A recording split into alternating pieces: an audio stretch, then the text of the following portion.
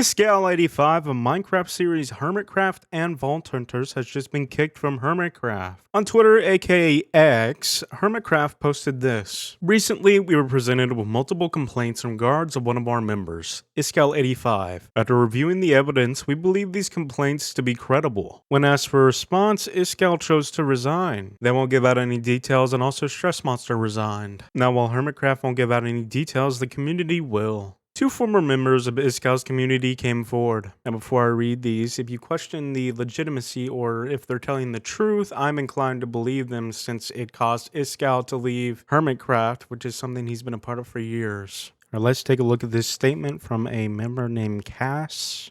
Hi everyone, I'm not being pushed to make this, but rather doing it on my own accord so that you all have the facts. With the hopes that if there are more victims, they know they can reach out and they're not alone. It's likely that besides the three of us, two currently anonymous ones and myself, there are more, very likely. I'd like to start off by saying a couple things. So far, no minors are involved that we know of. I know Mumbo already confirmed this, but I feel like it's important for me to say that too. Thank you, Mumbo. As for Stress, don't bring her into this at all. I'm hoping for the best for her and her kids. Please don't speculate about her. I'm going to tell you what happened in the order that it happened so that I hopefully don't miss anything. Don't expect too much photo evidence right now because it's pretty hard to look through it, and the hermits plus the other people like the Vault Hunter devs have all they need to see the truth of it. For those of you who don't know me, I've been a moderator for Iskall for a while now, so this is one of Iskall's employees, a moderator. He hates moderating his own things. I also ended up a moderator of his Discord and the Vault Hunter's official Discord. Iskall and I shared a few friends, which made the situation so much more confusing until I told them what was going on, and they helped pull me out of my mental state and made me realize things that were happening that I had no idea about. The personal thing started out on August 12th, 2023. What happened was that Salsa and I were in the Vault Hunters Patreon voice chat just doing a vault together when he popped in while muted and watched us for a bit before leaving. Right after that, he sent me this. There's a screenshot. Iskall said, "Sent a friend request. I was just trying to make a group chat with Sir Salsa, but can't. KEKW, which is, I think, is like a Twitch thing. Cass saying accepted, sir, referring to the friend request. Iskall says, just wanted to thank you and Salsa specifically for all the help with the streams and the community. You guys are absolutely omega to me, whatever that means, and I appreciate the hell out of both of you. Thank you for being there for me. Fairly innocent, and that's how it was for about a week and a half. Something to know about Iskall is that he doesn't really respond to Discord very much. Even when he's asked me to send him something, do something for him, which I honestly didn't expect more than that. It didn't really bother me. However, for these 9 days, he was extremely chatty, even starting his own conversations, which was baffling at the time as I was used to the mostly silence on his end. I just thought he was being more my friend than before, which I don't think would be that unusual since I've been moderating for him for a long time and doing a lot of things for a streaming community who I adore. It was August 21st when he brought up Skype. But before that, he mentioned being a little weird without giving me any context about what he meant. I didn't think much of it at the time, but now hindsight is 2020. He says, "Finger, you need food?" What is that? Is there a nickname Finger? KEKW. Continue to be awesome, Cass. I've got no worries in my head. You're a good one. Wrong, you're. Now we play some Sky Vaults, I think. Cass says, ooh, like, huh? Then Iskall does like a O, capital O to like a face. Peeping at Iskall cast? Question mark. Danger zone cast. Puts pants back on. Lol. Let's see. How old is he? 620? 38. Do not trust Google AI. Essentially, they added each other on Skype. Iskall. I guess he prefers Skype. Immediately after going to Skype is when he brought up danger zones again and started being sexual. He talked about getting in bed naked and that he currently had a boner.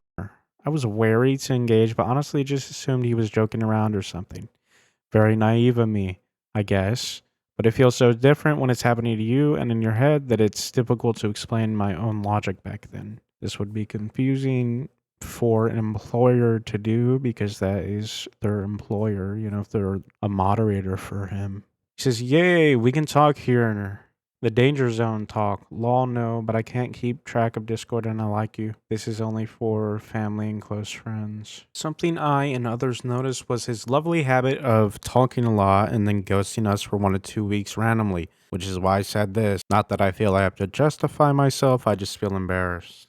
Sends a couple messages. He doesn't reply for, well, it looks about like 3 of them, and then another message sent like 4 days after these, and he replies saying thank you. As you can see, no response to these messages. I don't know if he ignored them specifically on purpose so that he would get the benefit of the doubt from people later on, or if it was more of the same with non-replying. After adding Skype, he didn't talk to me at all on Discord anymore in the friendly way he was before, but only stream/moderator stuff. Then he would talk to me on Skype for days, off and on, randomly saying extremely flirty things that in hindsight definitely stepped over the line of friend flirty bantering. I was very conflicted on if I should say anything back like he does, but mostly I changed the subject and tried to get him to talk about normal things, which he would sometimes. I'd seen so many instances of red flags to look out for in situations like these, and he absolutely picked up on it. A lot of the time, if he was unsuccessful, he would either say something like changing the subject I see, or encouraging me to open up, or straight up just leaving me alone for a couple days before he tried again. I showed him a video of my pigeon, Wilbur, unfortunate name I know, taking a bath, and the bottom of my leg happened to be in the shot. And after that, he was obsessed with my legs and mentioned them whenever he could. Now, I mentioned before that we have a lot of friends in common. A full month after the Skype saying started, one of my friends accidentally revealed that Iskall had a live-in partner. That means a romantic partner that you live with. This friend had no idea about the Skype but knew the secrets because of other reasons. And I don't even remember how it was brought up at the time, because all I remember is the sudden drop of my stomach as soon as they said it. I didn't just take their word for it though, and I talked to other friends who I knew would know the truth. The first person I approached, I don't know if they really understood what or why I was asking, so they didn't confirm or deny anything, which really messed with me at the time. I thought to myself that Iskall could not be so stupid as to do this with me, who he knows is friends with people he knows. So surely I was blowing it all out of proportion. I'd like to mention this person, if we scroll up, has 6 mutual friends with Iskall. That means those are people they both have added on Discord. I did ask Iskall if he had a partner then because I wanted to know if he would lie or not. So I'm assuming the message above this is, do you have a partner? He probably dodges it. Then they say, so do you? He says, I don't get no cuddles, lol. Why not, sir? No partner for Iskall? He says he doesn't have a partner, which from the looks of things is a lie from Iskall. I spiraled over this for probably a week or 2 before I talked again to someone I trusted, trying to get more answers and to stop freaking out. I told who I'm going to call A what was happening, and they immediately told me of the partner once they understood the secret needed to be told to me. A really helped pull me out of the spiral and made me truly confront the fact that what Iskall was doing wasn't right and he had overstepped the line. I couldn't convince myself anymore that Iskall was behaving like a normal person should. It was about a month after talking to A that Iskall tried for the last time to get me to respond to his advances, which I will show you, and after that he never talked on Skype again. The date was December 16th, 2023, which will be important. Iskall says, What you paranoid about? You can't be afraid of things in life, Cass. I want to give you another advice. Please start grabbing things, take what you want, practice with me. I won't even be offended with anything. I'm very laid back. Cass says, I know you, sir. Very sweet, lol.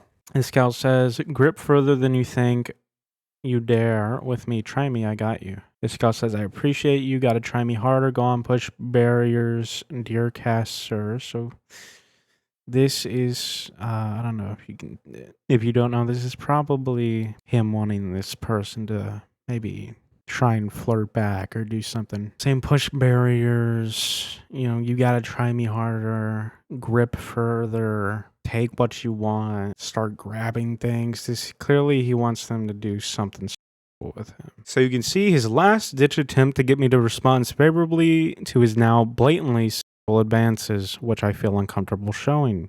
Just know that the hermits have all they need, so I don't feel like I have to share such messages publicly when they exist privately where it needs to for evidence's sake. I'm sure that everyone knows that no one has ever been publicly removed from HermitCraft, so I hope you can all have faith in Hermit's judgment. Besides, minors will probably read this, and I would like them to not have to see anything.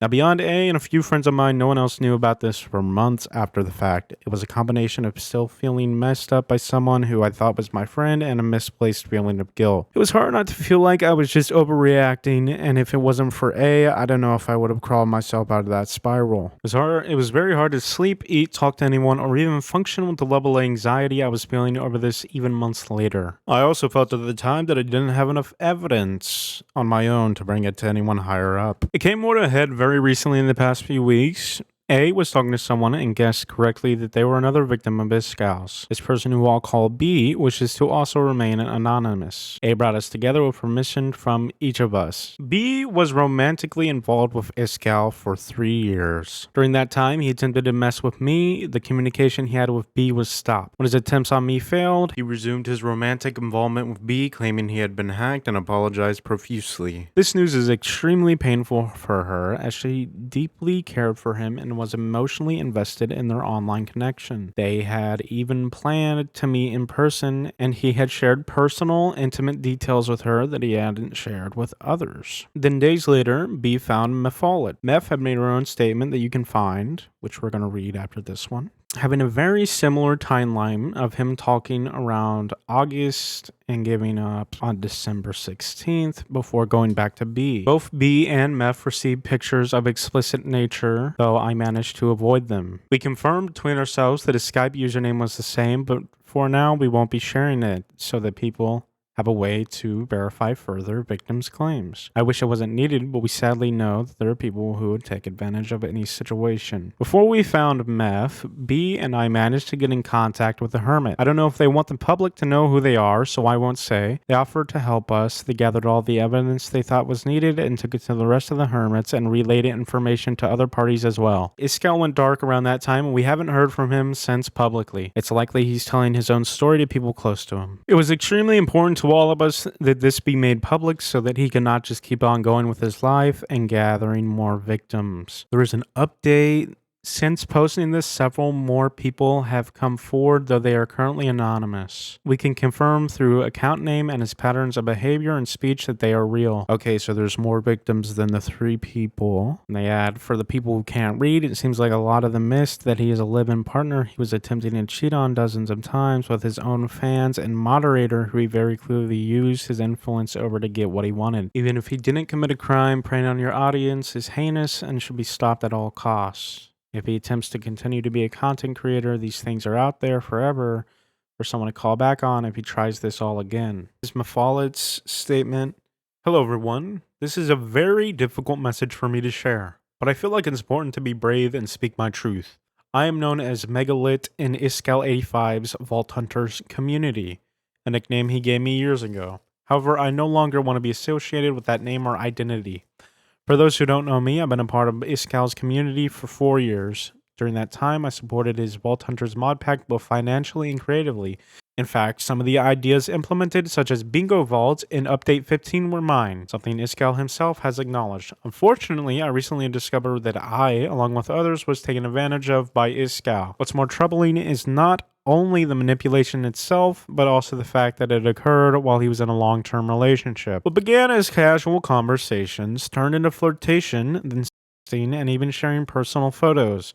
As a single mother, I had been transparent with him about my life's challenges and asked him to not give me false hope or expectations. He assured me, saying my intentions are real. That is, while he had a partner, by the way. Looking back now, I realized that his actions weren't just manipulative, they were emotionally abusive. He knew how to use his words to build trust and make me believe in his sincerity, only to later shatter that trust. It's heartbreaking to accept that someone I respected and supported could treat me and others in this way. Iskall is a persuasive individual, and I trusted his words. He even suggested visiting my country and invited me to Paris this January. I declined, but his pattern of behavior is consistent across all victims. Similar approaches, similar words. When I discovered I wasn't alone, I immediately canceled my Patreon support for Vault Hunters and connected with the other victims. We've been completely open and transparent with one another. During these conversations, additional concerning information came to light. In 2024, with the prevalence of AI-generated content and account hacks, it's understandable that people may doubt our claims. However, we have irrefutable proof that supports everything we're saying. While I'm not sharing all of it publicly at this time, I can assure you that the evidence reveals a stark contrast between the person Iskall portrays publicly and the reality of his behavior. This has been a deeply painful experience for all of us involved. Accepting that I, too, was a victim has been incredibly challenging. Recovering from this has taken a significant emotional toll. I want to thank the HermitCraft players who have shown unwavering support to us during this difficult time. Just yesterday, I spoke with another victim, and it pains me to say there may be even more out there, which is why they made it public. To everyone following this situation, I kindly ask that you respect the privacy and boundary of all victims. Some may wish to remain anonymous, and their decision should be honored. Please show empathy towards everyone who has been hurt or affected by this. To everyone who's feeling hurt or saddened by this, I want to remind you that the brighter days are ahead. So essentially what these said is that Iskall was... He was emotionally abusive, manipulative, cheating on his partner because they were trading explicit photos. By the way, he emotionally abused a single mother. So that's an extra layer of scumbag to add on. Inappropriate with his employees, inappropriate with his fans. And it really does seem like he deserves to be kicked out of all communities and should just blatantly no longer do YouTube content creation. Because clearly he cannot handle that kind of job. Those statements were from only 2 of the victims, and so far as the public knows, there's more than 3 victims. Iskall is no longer on the HermitCraft website, and in fact, it's so serious that other hermits have removed him from their thumbnails. Make sure to like, subscribe, share, check out the merch at CountWootinMerch.shop. Thank you to my YouTube channel member, Stephanie, and I hope to see you in the next video. Bye-bye.